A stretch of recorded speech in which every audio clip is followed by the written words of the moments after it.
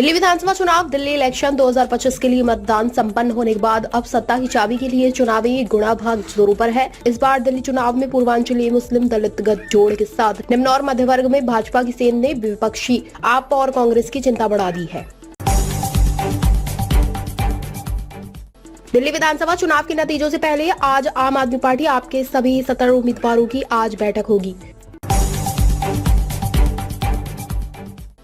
Delhi NCR के स्कूलों में एक बार फिर बम की धमकी मिली है। वहीं धमकी भरा ईमेल देखकर स्कूल में हड़कंप मच गया। इसके बाद पुलिस को सूचना दी गई।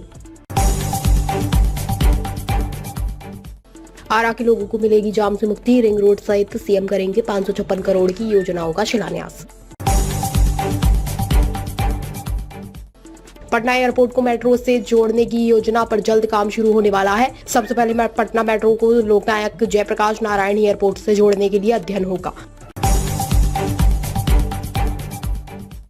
पहाड़ों पर हो रही बर्फबारी और बारिश की शीतलता समेटे हुए चल रही पछुआ हवाओं ने तेजी से ठंड बढ़ा दी है। पूरे दिन खिली धूप के बीच 20 से 11 किलोमीटर प्रति घंटे के वेग से सरसराती पछुआ हवा ने ठंड का आभास कराया। बुधवार की शाम से ही चल रही पछुआ हवा गुरुवार की सुबह और गति पकड़ चुकी थी।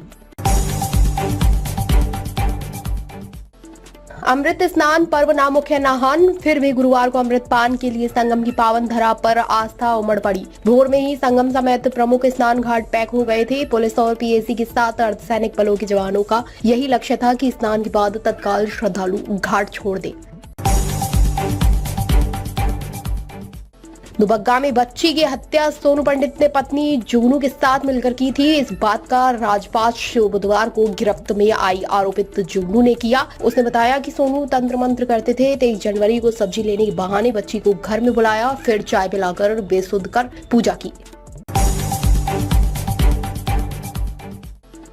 दहेज उत्पीड़न के मुकदमे में पुलिस के बुलाने से परेशान बर्राट के एक युवक ने जेल जाने से डर से फंदा लगाकर जान दे दी। युवक का शव 24 घंटे तक कमरे में लटका रहा, लेकिन स्वजन इससे अनजान रहे। फॉरेंसिक टीम व उज्जैनी थाना पुलिस ने जांच की। करंट से दोनों हाथ गंवाने वाले नाबालिग ने 9 साल तक लड़ा मुकदमा। बिजली विभाग पर 20 लाख का जुर्माना। देह व्यापार से इनकार करने पर पति ने पत्नी को पीटने के बाद 3 तलाक दे दिया। आरोप है कि ससुराली जन मादक पदार्थ की बिक्री भी करते हैं। विरोध करने पर उन्हें बंधक बनाकर पीटते थे और कई दिनों तक भूखा रखा जाता था। बिना वीजा अमेरिका पहुंचा दूंगा। लंदन में बैठे भारतीय एजेंट के इस झांसे में फंसा पीलीभीत का गुरप्रीत सिंह मुसीबतों से घिर गया। 22 लाख रुपए लेने के बाद एजेंट कभी हवाई जहाज तो कभी कार से एक से दूसरे देश भटकाते रहे। मैक्सिको ले जाकर अवैध रूप से अमेरिकी बॉर्डर पार कराया।